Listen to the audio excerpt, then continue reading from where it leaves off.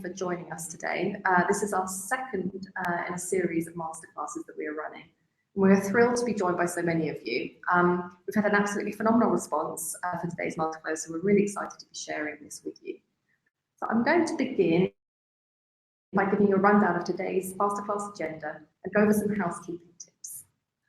So we'll kick off with Claire Lissaman, Director of Impact at Common Objective, who will be giving an overview of packaging and sustainability. I will then be speaking with Aquapak, a sustainable polymer supplier, about their innovative packaging solution, followed by British fashion brand Finisterre, who will be telling us about their move to using more sustainable packaging. And then at the end of the masterclass, we'll have time for you to put questions to our guest speakers. So please do send in your questions via the chat box during the masterclass so we can collect them at the end. And thank you so much to everyone who sent in their questions in advance. So on to our speakers. I'll be your host for today's masterclass. My name is Melanie Plank and I am the Head of Content at Common Objective. And I'll be joined by Claire Lissaman at Common Objective. I'll also be speaking with Mark Lapping, CEO of polymer supplier Aquapak, as well as John Williams, Technical and Business Development Director there. In addition, I'll also be chatting with Neve O'Leary, who's the Product Development Manager at UK fashion brand Finisterre. So our sponsors today are polymer supplier Aquapak and their conversion partner, Sekoplas. So Aquapak have been focused for many years now on bringing new material solutions to the problems of non-recyclability and the pollution caused by modern packaging. And Sekoplas are a leading supplier that works with Aquapak's innovative technology to produce garment bags and other packaging solutions for the fashion industry. And for those who are not familiar with Common Objective, a brief introduction about who we are and what we do. So Common Objective, or CO, is a global information and sourcing network that supports fashion professionals and businesses to succeed sustainably. So sustainability has become a license to operate in today's industry, but the solutions and information around it are fragmented. Our aim is to bring the industry together around a common goal of great fashion that doesn't trash the planet and positively impacts those who work in supply chains. We do this by leveraging the power of community. When you sign up to CO, you get a personalised dashboard with recommended connections and articles full of business insights to help you in your role. Through our offline and online events like today's masterclass, we also facilitate peer-to-peer learning to accelerate change across the industry. So let's start with an overview of packaging. So I'd like to welcome Claire Lissaman, as I mentioned, the Impact Director at Common Objective, who's going to run through this overview with you. Welcome, Claire. Thank you so much, Melanie.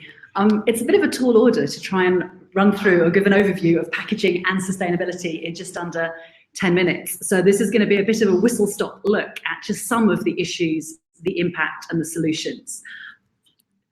As you can see, and as I'm sure you all know, you're all working in the industry, packaging, there's a huge amount of it of all sorts of different kinds. And I've just put some of the different varieties of packaging on this slide here. We're going to particularly look going forward at plastics and end of life as they came up both in the comments, questions you put in when you're registering for this masterclass, and also from what we're hearing through the industry as some of the most serious ones. But I wanted to just at least highlight that we recognise that there is a lot of packaging and there's aspects we won't get to talk about so much today. Obviously, it's used for really three areas: protecting garments or other products post-production during shipping and storage. Packaging is a great communication tool to customers for all sorts of things, from technical things around the product to brand marketing and identity. And obviously, it's used to send product to the customer, whether in store in the form of a carrier bag or such like, or through e-commerce. It's very, very tempting, and we see this with businesses on CO and people that approach us the whole time to go, I've got to do something about packaging and I want to jump into changing something or coming up with a creative solution and go into actions. And I probably don't need to say this to this audience here today, the first step, really, if you're looking to be more sustainable with your packaging, is to do a full audit of what you're currently using already. What do you use? How much do you use? What's it made from? And what currently happens to it after use? So that really is the starting point, I think, for a sustainable packaging strategy. The next thing, and I'm sorry, I'm not going to dive in still to different options of recycling versus bioplastics versus other things, is really with packaging, what we're looking for is designing out as much of it as possible. The hierarchy of waste, most packaging is single use. In the hierarchy of waste, you should remove first, then reduce, then reuse, then recycle, and then you start coming on to what happens to it when I need to throw it away, and you start coming on to alternative materials, really. So a quick run through some of these. Removing packaging, and I've been particularly looking at polybags in this. We've seen also with carrier bags and other packaging how you can remove things. Polybags are one of those ones that's really tricky, but Prana and this outdoor brand have managed to do so in their things by changing the way they think about their product and by wrapping it, as you can see here, making it smaller and tying it with raffia. They didn't need to package it in plastic or in anything to be able to use it. We can start thinking differently. People that manufacture shirts where they have card and plastic stiffeners, do you really need them? If you're selling through pure play e-tail, do you actually need the swing tag? Is it just habit that you've got it? Can the communication on the swing tag happen in different ways altogether? Next step in reducing it, Surfdom, who are a very large pure play e-tailer of outdoor wear and sportswear. They have over 800 brands that they collect, distribute and resell. They looked really at how they could reduce their packaging and created took in a packaging machine. That means any outbound packaging that they send to customers absolutely fits the size of the product. So none of those things I think we're all used to through very large online retailer that should be unnamed, where you get a massive cardboard box with a very small product inside it, because they make everything specific to the product. So that reduces the amount of packaging they're using. It's also saved them money, which I think is a really important point. And I know we've had some questions around how can I do this without it costing me a fortune. And a fashion label, Samso and Samso, they looked at how they could reduce the amount of plastic they were using in their polybags, and they just started folding all their t-shirts in half or in quarter, and that meant the size of the bag that was needed was less, and so they managed to reduce their plastic use by 50%. Using thinner bags is also an option. Reusing, depending on the packaging, this is, I think, something we're seeing less in the fashion industry. You may or may not have seen Fashion for Good have just released a white paper around packaging yesterday as well. And again, they were saying reuse is not seen as much. We see it more with mailers for e-commerce, like we're seeing here, the repack mailer that you can use in e-commerce, which can then be sent back to be reused again and again. And there's incentives to encourage customers to reuse it. There's ways to communicate to customers. We see this a lot with footwear, I think perhaps more with shoe boxes and things like that, alternative things you can do with your packaging once you've got it. And then the last one on this particular hierarchy around recycling, which in some senses seems to be one of the most sustainable things that we can, as businesses, we can try and get into our packaging and waste systems at the moment. However, technology is patchy, where you can actually get things recycled and what plastics can be recycled. So for example, only 17% of UK local authorities recycling can actually even take film. So if your polybag ends up with your customer, the likelihood is it will end up in landfill. And Fashion for Good, again, have launched a circular polybag pilot to try and recycle used polybags into new polybags. At the moment, most recycled polybags will come from other forms of plastic. That's called the Circular Polybag Pilot. Nike are doing a similar thing. They've created a closed loop film-to-film recycling system where they take polybags back and then they put them into their carrier bags that are used in store. Patagonia do something similar. I think perhaps more excitingly, what we're seeing in innovation in recycling is from a company in Australia called Licella, who have developed a plastics recycling where they can take mixed plastics, so all sorts of different kinds of plastics, and it actually recycles it back into oil that can then be reused to make the pellets that then can be reused to make bags. And that might solve some of the problems with different plastics needing to be recycled in different ways, and not every recycling plant be able to do it. It could potentially, I think, revolutionize some plastics recycling, and they are looking to open up a plant in the UK. So, talking of plastics, which recycling seems to bring us onto, a little bit about polybags, which are a bit of the elephant in the room as far as the fashion industry goes.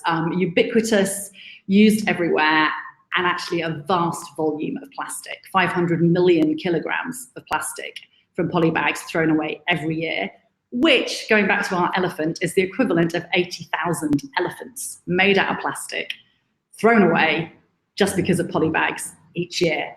If you're looking for the data, how we got that data and the source of it, you can look, we've got a piece around strategies for reducing polybag usage, and you can see more of the references in there as to where that came from. Almost none of it is recycled, and most of it will be around for 700 odd years. So that's, and it's mainly, almost entirely made from fossil fuels, so creating problems in its making as well. I'm going to do a bit of a quick run through of the different types of plastics, because I think that's quite important when we're talking about packaging and polybags. And it gets a little bit technical, and I'm going to race through it quite quickly, but you can again look in the handbook that we'll give alongside this webinar. So broadly, we have virgin polyethylene, which can be low density or high density, hence their LDPE or the HDPE here. Almost always made from fossil fuels, however, can also be made from sources. So if someone tells you the plastic is bioplastic, check whether it is in fact polyethylene just made from a different source, one of these things. Recycled poly, we've talked about. Bioplastics, PLA or PHA, polylactic acid, or PHA has a terribly complicated name, but they're the two things that are really normally made when people are talking about bioplastics. Come from cassava, come from corn, come from potato, come from sugarcane. You're pretty much sure you've all seen them, looked into them, trying to understand them. But that's a different form of plastic, but it's still plastic, but it's just a different polymer. We have polyvinyl alcohol, which Aquapak will talk more about, which takes the raw material, whether it's fossil fuel or bio-based, and turns it into a slightly different kind of polymer. So it's different to your low density poly or high density poly. And finally, we have our old favorites of paper and card that are of course used in packaging. They've got issues around forestry. Bioplastics might have issues around land use. Other poly might have issues around fossil fuels. So they all have issues in their making. So quicker.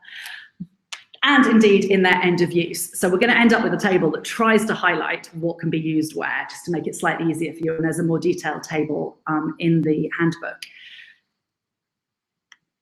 Not everything can be recycled easily. Technically, PLA can be recycled, that's your bioplastics, but not most recyclers can't or won't do it, and it can actually confuse the recycling streams if it gets into it. Biodegradable is one of those slightly weaselly words that doesn't really mean anything. Everything degrades, things might degrade biologically. Most landfills, they can be aerobic, they can be anaerobic, so oxygen, no oxygen, wet or dry, with water, without water, depending on the composition of your landfill, will depend how any of these materials react to it. Broadly, most of them will not degrade in landfill. They need oxygen and water in the right quantities to be able to do that.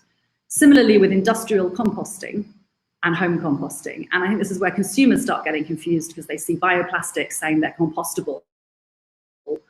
They think that means they can throw it into landfill or that they can put it in their home compost, but actually it might need industrial composting situations to do so. The EU have legislation around what that means and how fast it will biodegrade, and we'll put those in the handbook, and it's also in the article on Co. And similarly with water, there's very little done around studies around water. The PVA, the polyvinyl alcohol, which Aquapak will talk about being hydrophilic, is an interesting polymer in this instance. Again, with all of these, it will depend what the polymer has been turned into, film what your actual packaging is, the additives that have been added, the other products. So there really is, although I'm going to try and give you a simple table that highlights it, you have to ask packaging suppliers exactly what their packaging can do and question it. So here's your overview table. Broadly, the conventional plastics, whether virgin or poly, can't really do much if you do anything apart from recycling them. They're just going to sit around for hundreds of years. Bioplastics, it will vary. Polyvinyl alcohol, I'm going to get Aquapak to talk about. Paper, interestingly, often will not degrade very well in landfill, although you can industrially compost it and home compost it, and so on and so forth. Moving on from polybags, even though I know you're all super excited about polybags, the printing that goes on it needs to be considered. That can also pollute, even if your polybag is slightly more sustainable. And there are some alternatives that exist, and talk to your suppliers about that. Hangers. Roland Murray has famously said that he sees them as the plastic straws of the fashion industry as far as plastic goes. 100 million of them are thrown away each year in the UK. There's been very little life cycle analysis happening of what really happens to them at end of use.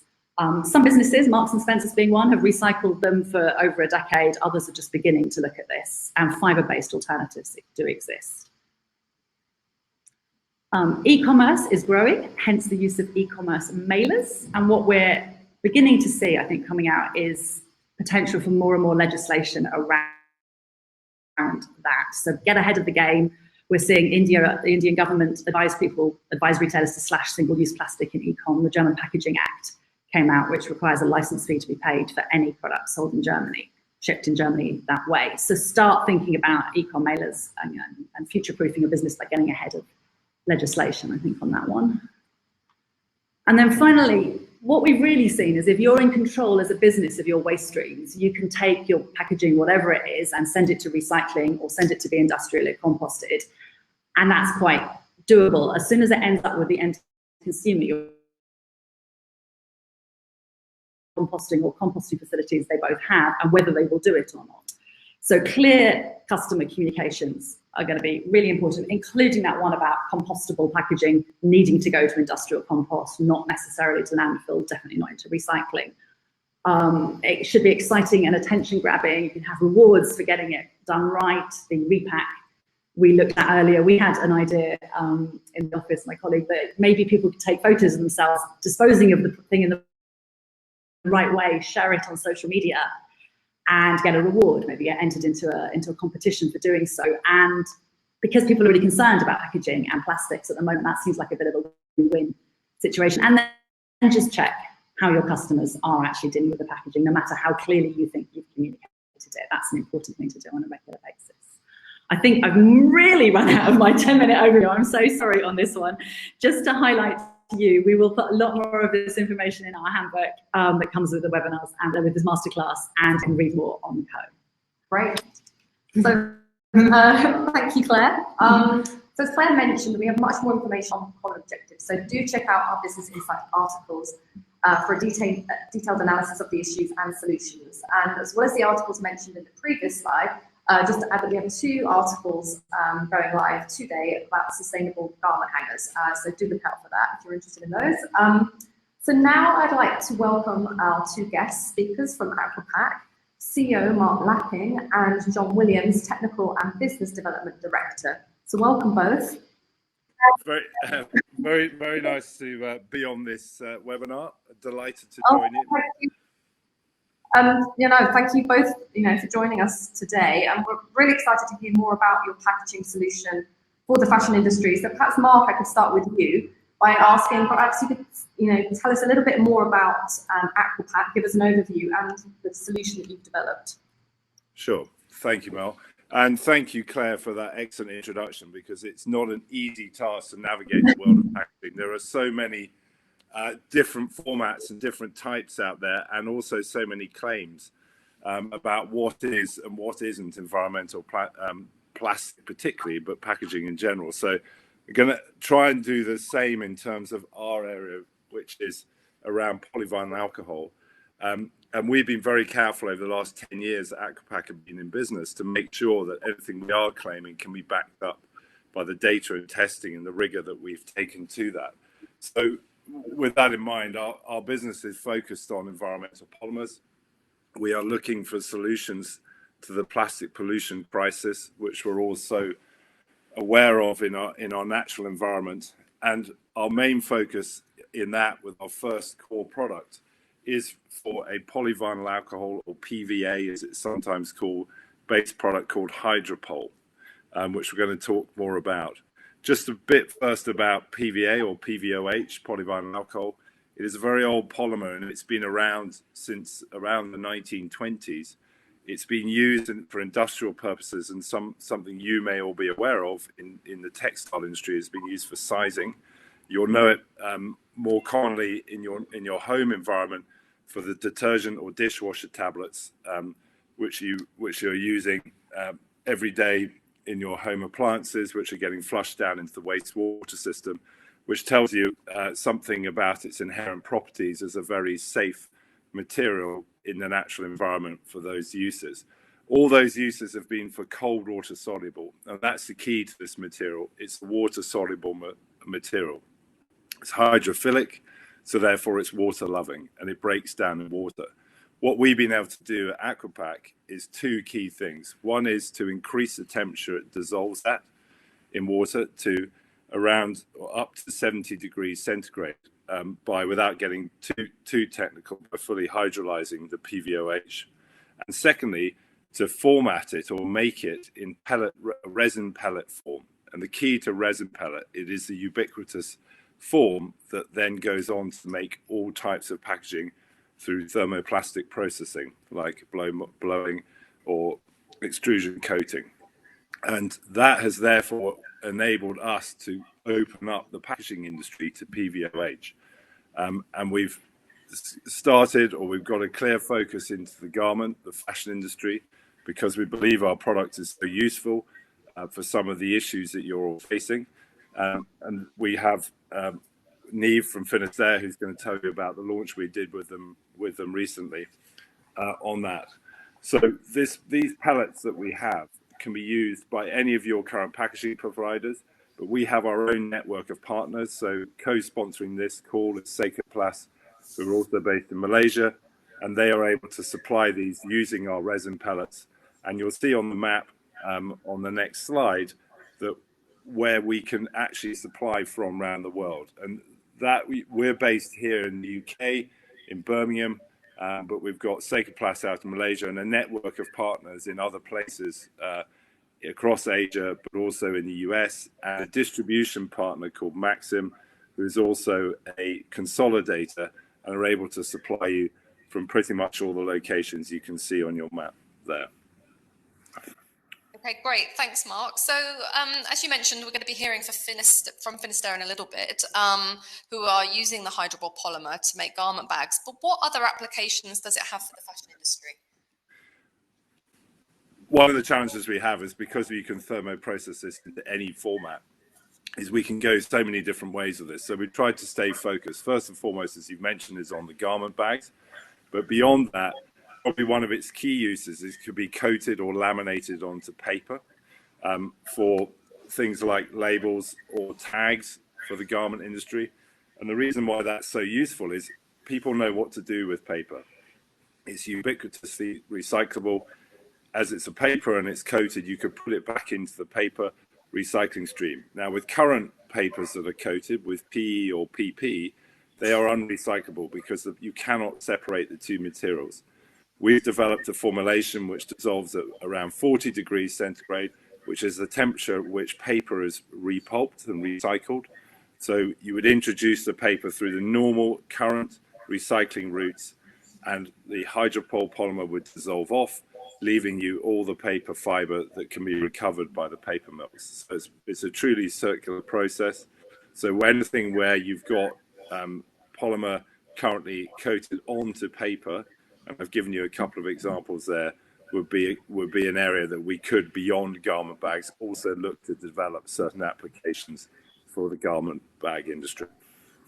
Okay, great. And I guess one of the questions that a lot of people will be thinking is, does hydropole break down into dreaded microplastics and pollute the waterways? So what's your answer to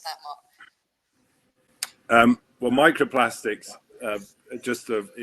if I could start with the definition of microplastics, is defined as a piece of plastic less than 5 millimeters in length. It obviously has much more negative connotations in most people's minds.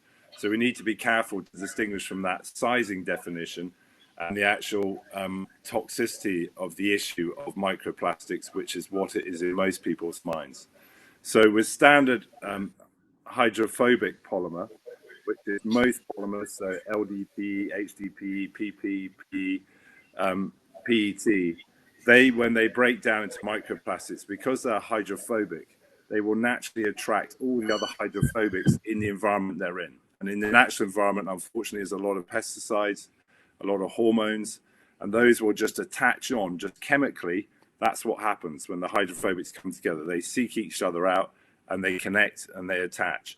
So those hydrophobic microplastics in the environment are effectively become toxic carriers, which clearly get then into the food chain and cause all sorts of damage in the environment. Because as you've already said, all the plastics that's ever been produced, the hydrophobic plastic in the world, is still out there somewhere, washing around, unfortunately. The hydrophilic, which is hydropol, is the opposite of that. It just cannot bond with those toxins. So therefore, that's why this polymer is marine safe, has been tested to be marine safe, because it cannot be toxic. It can break down into smaller pieces as it biodegrades, but it can't be toxic. Okay, great. Clear. So, John, are you with us? Can I pass the next question over to you, which is, how does the hydropol polymer compare to other biodegradable solutions that are on the market? And we heard a bit earlier from Claire about bioplastics, so I'm thinking particularly bioplastics. How does it compare, like stack up against bioplastics? Yeah, hi, good afternoon, everyone. Hi, John. Yeah, it's an interesting area, this. I think, as Mark has alluded to, one of the key things is in terms of the availability of material. So the advantage, I guess, that we have in terms of using polyvinyl alcohol is that the polymer itself has been around for quite a long time and is therefore, relatively and readily available. Some of the issues with bioplastics, there are some very clever bioplastic solutions around, but they've only been sort of developed over the last sort of 10, 20 years or so. So the scale that's available to them is somewhat constrained. So really, in some respects, many of the bioplastic materials are in their early stage of development, and obviously will be perfected over coming years. But where we stand is that you also need, ideally more than one end of life possibility to the material you're doing. So I think that's what the offer that sort of our material Hydropol has over many of the bioplastic materials. So you've got a biodegradation option, and you've also got recyclability options as well. Okay, great. So Mark mentioned obviously about the solubility. So I wondered, John, whether you could expand a bit more about that. So tell us a bit about what the biodegradation process looks like with Hydropol. Yeah, it's interesting because the water solubility aspect of the material, and there aren't many water soluble polymers around, it enhances the ability for biodegradation. Anything which is in a solution, once it enters an environment where you have microbes which can biodegrade something, will accelerate it in a solution form, because it's just simply more readily available to the microbes in that particular form. So that's where we have a slight advantage, I suppose, in that respect. If you do take our material into solution, or it enters solution in a natural environment naturally, then it will actually biodegrade quite quickly. Clearly, obviously, if you go to more and more solid forms, then it gets harder and harder to do. And if you think of, for example, biodegrading, if you try and biodegrade sugar will obviously biodegrade in its crystalline form. But if you dissolve that in water and then put it into a soil environment, then obviously clearly it's more readily available and biodegrades. And Hydropol is exactly the same in that respect. So you have a considerable number. It's another sort of piece of the armory, if you like, in terms of the behavior and advantage of the material in terms of how you get it to biodegrade. So also in a solution form, it's much more readily biodegradable in different environments. So you spoke earlier, I think, about anaerobic environments in landfill, wet landfill, composting, soil, and normal marine situations and things like that. You've got some options in terms of what you can do with it. So I think we have a video now that we can just show, so everybody has a bit more of an idea about the Hydropol polymer. So let's play this now.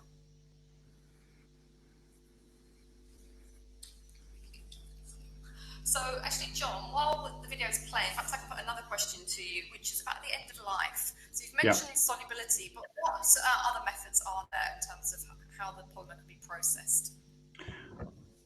Well, as a hydrophilic polymer, as Mark has alluded to, it is much more biodegradable in the environment than the standard hydrophobic plastics that are around now. So we will biodegrade far quicker, months, short number of years, depending on the form it's in. So in film form, bag form, for example, you're averagely talking about weeks or months to biodegrade, depending on what environment it's in. So in a solid form, you've got options around, anaerobic digestion, compostability, and if it unfortunately does enter the environment, there are microbes, acclimatized microbes already out there, which will biodegrade the material. Now, clearly, one of the aspects of our material is its solubility. So if you do enter a soluble form, as I've said, it will start to break down quicker. So when you come to a controlled breakdown environment, you do have an option to actually dissolve the product deliberately to actually get rid of it, because it will then enter a wastewater system and be biodegraded. So this is about sort of options that are available to you, which aren't available to many materials across the range that we have. Okay, great. So that brings us to the end of the questions for Aquapak. So I just want to say thank you both for joining us today. Really interesting to hear about the hydropolymer polymer. So if you would like to get in touch with Aquapak to find out more, you can do so by checking their website, which is aquapakpolymers.com. I should stress it's Aquapak, pack spelled P-A-K, no C, or via email. And you can email Common Objective at masterclass@aquapakpolymers.com. And at the end, during the Q&A, John and Mark will be joining us then. So I would like to now welcome our second guest speaker, or external guest speaker, Niamh O'Leary, who is Product Development Manager at UK fashion brand Finisterre. So hi Niamh, welcome, and thanks for joining us today. Can you hear me okay? Yes, coming through loud and clear. So I wanted to start by asking you to introduce yourself a bit more. Tell us about your role at Finisterre. Sure. So I'm the Product Development Manager at Finisterre, and I'm responsible for bringing clothes to market. So I work with the design team in turning a 2D design into a 3D product. And that involves everything from size specifications, fitting on live models, bringing the protos into the office, into sign-off meetings, into buying meetings, merchandising meetings, and making sure that everything is ready for production, right the way through to shipping. Great. And for those who are not familiar with Finisterre, can you tell us a bit more about the brand? Yeah, so Finisterre has been going for about 16 years. We're a small business moving into a medium-sized business. We make clothes and accessories, and we appeal to an outdoor customer. We're in a tiny little village called St. Agnes in Cornwall, which is on the north coast. So we're on the side of a cliff overlooking the ocean, and that's really at the heart of everything that we do. So we're a cold water surf company, but appeal to an outdoor and urban customer looking for style and function. Great. I have to say, it sounds absolutely idyllic, the location. So can you tell me a bit about the sustainable packaging then that you've been working on? Yeah, so Finisterre has sustainability. It's a linchpin for Finisterre, really. And over the last few years, we've really had an eye on our packaging, and we've been trying to eradicate single-use plastic from our supply chain. We used to have all of our items come with a plastic Kimball that attached the swing ticket. That's now been replaced with a wax cotton cord. We've changed our mailer bags to be an unbleached craft pulp from renewable sources. So the plastic garment bag that we use to transport our garments from the factory to the customers and to the warehouses was really the last piece of the puzzle for us. And probably about 18 months ago, we really set our sights on trying to do something about that. Great. So, what prompted the decision then? Because I know that you have B Corporation status, which is fantastic. So was it that prompted to look at packaging, or has it been on your radar for a while? Yeah, so we achieved B Corp status early 2018. And obviously, along with that status comes a lot of responsibility, both legal and moral. So we have an eye on all parts of the business, but it was really my mission to to find a solution to our plastic garment bags.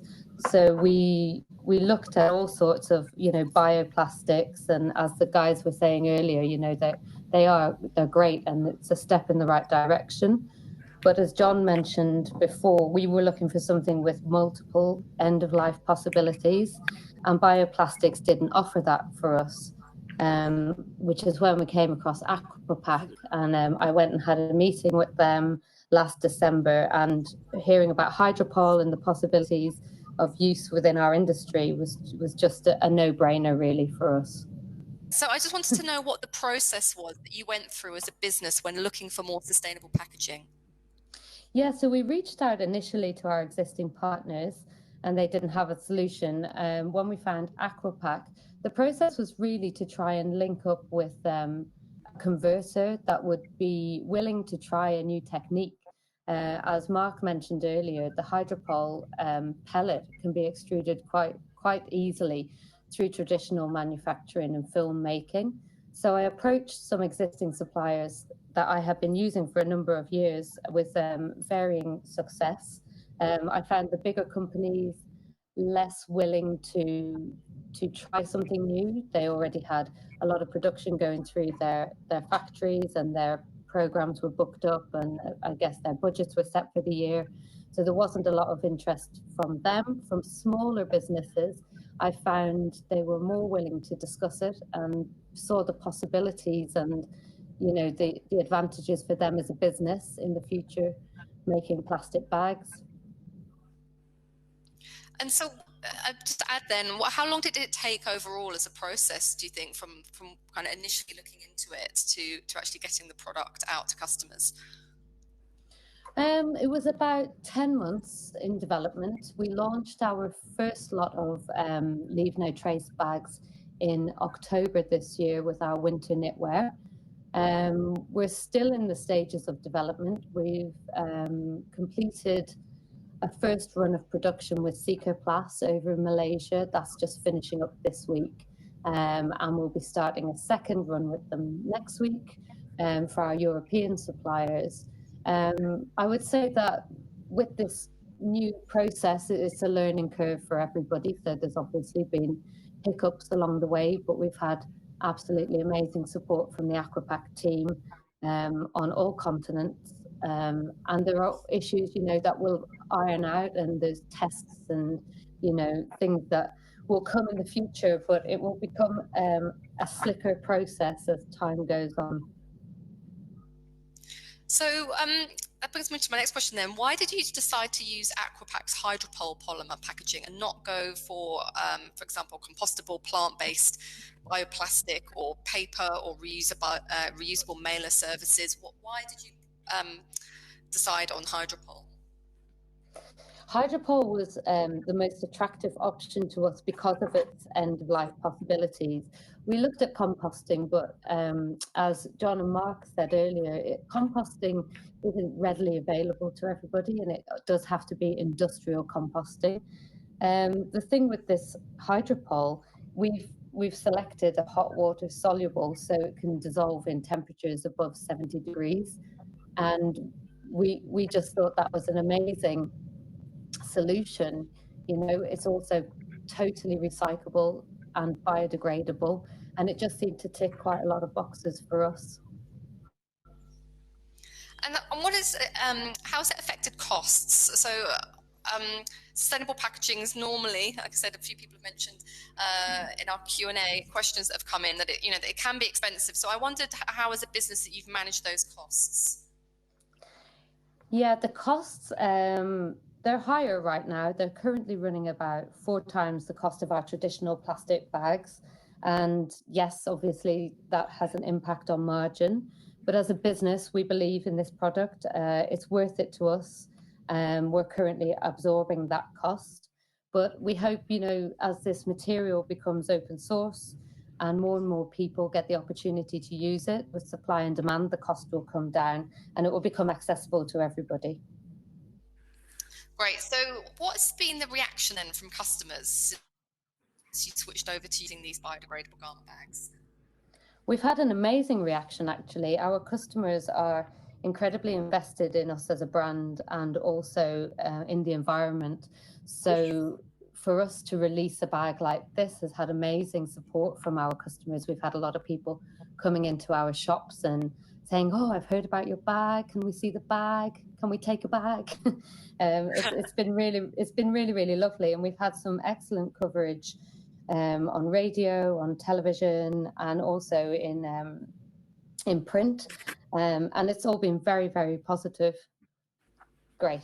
So moving on then, great that you've had such a positive reaction from customers, but obviously this type of packaging potentially presents,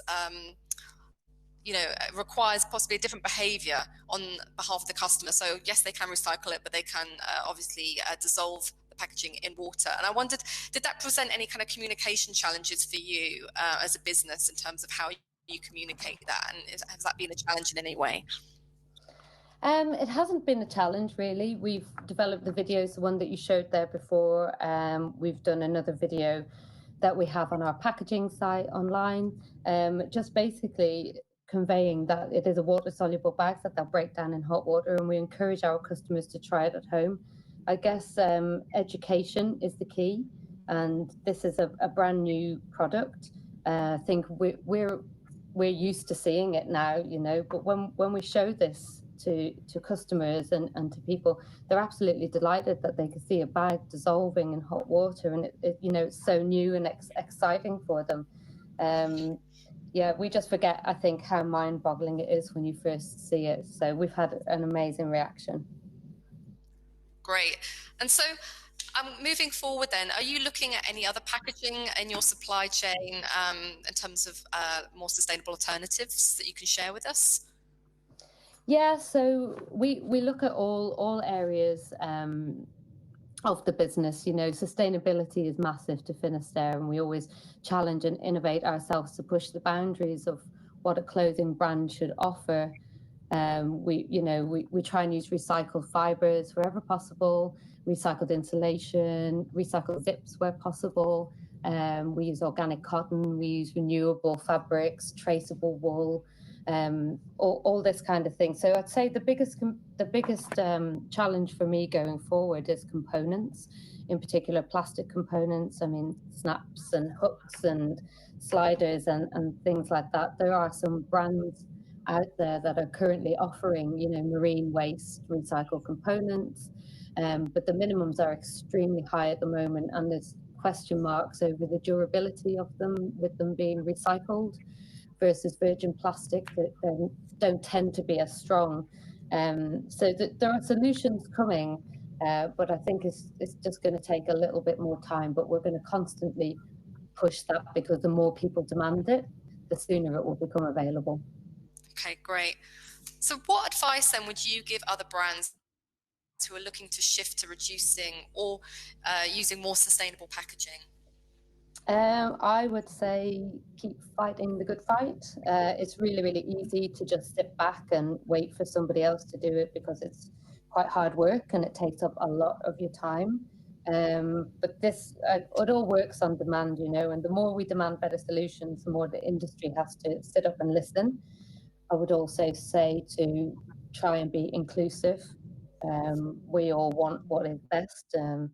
We don't really want to sit on innovation. It would be better to share it and get it out there so that everybody can benefit from it. And it also helps if you can find amazing partners that can help you through those tougher times. Great. So great advice there from Niamh. Niamh, thank you so much for joining us today. It's really interesting to hear about everything that you're doing at Finisterre, both in tackling packaging and the other areas of sustainability that you've been working on. So hopefully lots to learn there for other brands listening in. So if you have any questions for Niamh, don't forget to pop them in the chat box. And I would also like to just say thank you again to Aquapak and Sekoplas for sponsoring today's masterclass.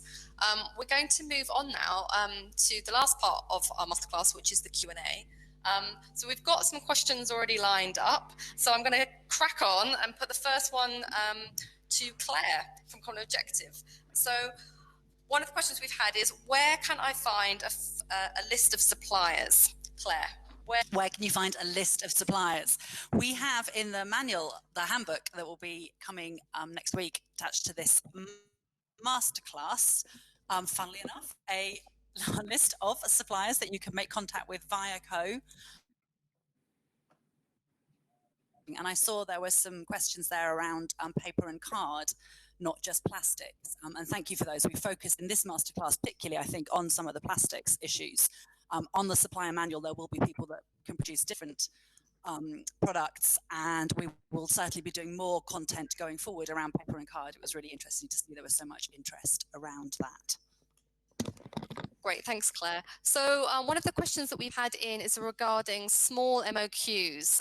So it's something that I can get you, Mark, to answer. Obviously, smaller businesses who don't need to buy in large quantities are concerned about the high volumes that they may need to order. Can you give us a bit more information about how they can get around this? Yes, we totally understand the challenge that this causes, and when the press release went out about Finisterre and the fantastic work they're doing, we got a lot of inquiries very similar to this, which were below the normal manufacturing quantities of our partners. So we work with our partners, and we've also worked with a distribution consolidator called Maxim, who already supply into the fashion industry. And what we've done is pick 5 standard sizes that Maxim are going to hold in stock, so that regardless of your size and your requirements, so long as it's a box of that size, they will be able to supply you. So we're very cognizant of the challenge, and we want to do whatever we can to help so we can spread the technology and innovation, as New said, as far and wide as possible. Great, that's good news. So Mark, while I've got you, another question that's come in. What about the chemicals released when it dissolves in the water? And can I drink the water? Is one question that we've had. Well, I've drunk litres of the water with dissolved into it, and I'm still here. So yes, you can, and it's entirely safe. And what it breaks down to, so when it goes into the water, it dissolves like sugar if you put sugar in your tea. And why it's dissolving, it's still in the water, it's just a solution. It can biodegrade quickly. So it's just it just speeds up the whole process. But when it biodegrades, it's just going to break down into CO2, water, and some mineralized biomass. And that's basically what it is on its journey back to CO2 and water. So it's entirely safe. Okay, great. So I'm going to bounce back now to Claire. So we've had a question come in. Are there plastic alternative options that can protect products against rain during transportation? Great question. I think I'd almost like to bounce it back as to which bit of transportation you're referring to. You don't actually need to answer. Whether it's the transportation from factory to warehouse or distribution centre, or the transportation of your e-retailing it, e-commerce, retailing it to customer. That first part of transportation with modern manufacturing and shipping, I think we're beginning to question whether it does actually need to be waterproof at that point. Hence, we're seeing people packaging things more naked, or multi-packaging things with just one liner of plastic, which at least reduces the plastic in that sense. If you're talking about shipping it out to customers, so it might be sitting on doorsteps and needing to be waterproof, I'm not sure.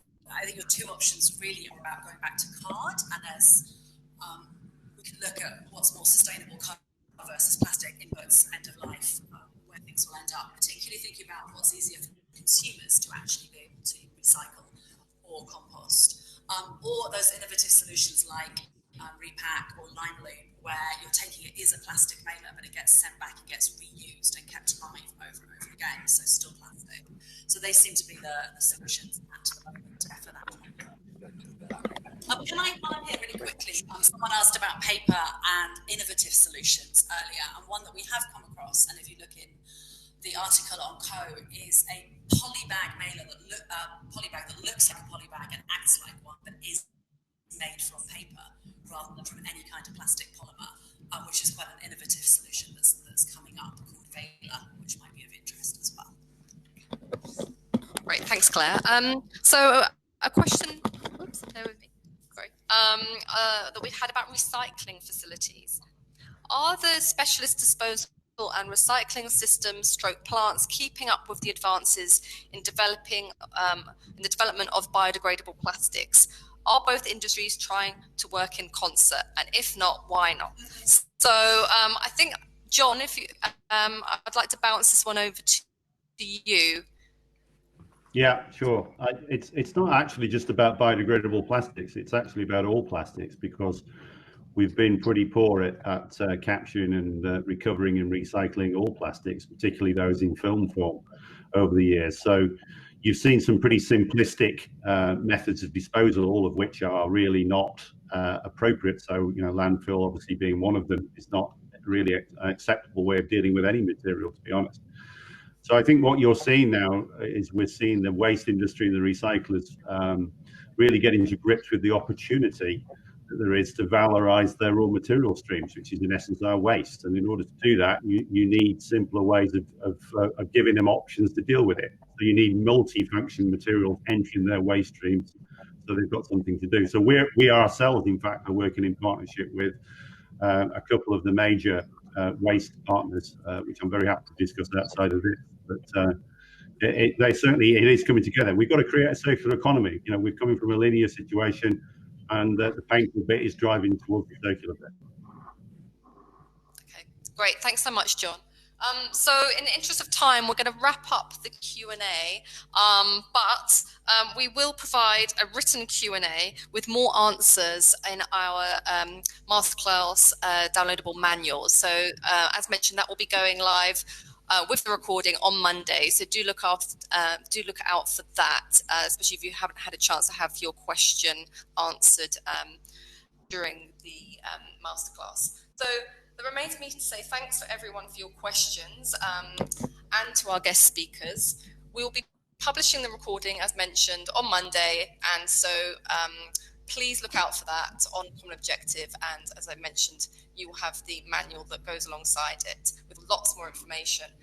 It will include facts and figures, expert insights, market data, and links to packaging solutions, tools, and suppliers on a Common Objective.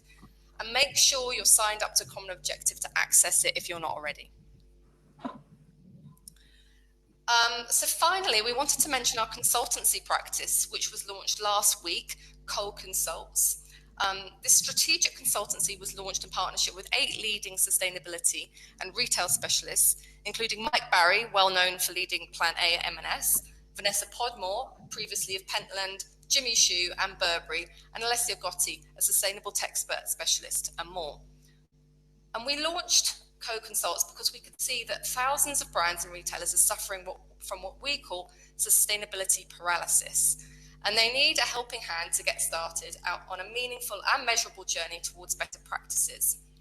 And what's unique about our approach is that we are leveraging the power of our network by bringing together some of the foremost experts in the industry so that we can support our clients with the best team for the job. And our ultimate goal is to support sustainable change that will optimize business success. So if you're interested in learning more, please do get in contact with our partnerships manager, Lauren Nielsen, on lauren@commonobjective.co, who will be, and we'll pop that in a chat box for you now as well, so you've got her details.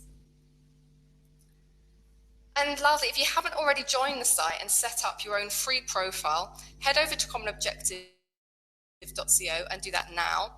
And do encourage colleagues to do it as well. It's absolutely free to join. And if you're interested in a more in-depth demo of the site or more bespoke advice, as mentioned, we also offer consultancy and training services.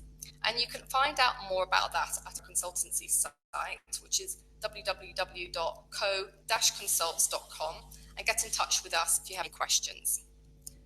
And I would absolutely love to hear from you. So if you have any questions, feedback on our site or today's masterclass, or perhaps have a suggestion for a future masterclass, then please do get in touch. And you can contact us at info@commonobjective.co. So that remains for me to say thanks for joining us today, everyone, and to our guest speakers. And we look forward to seeing you next time.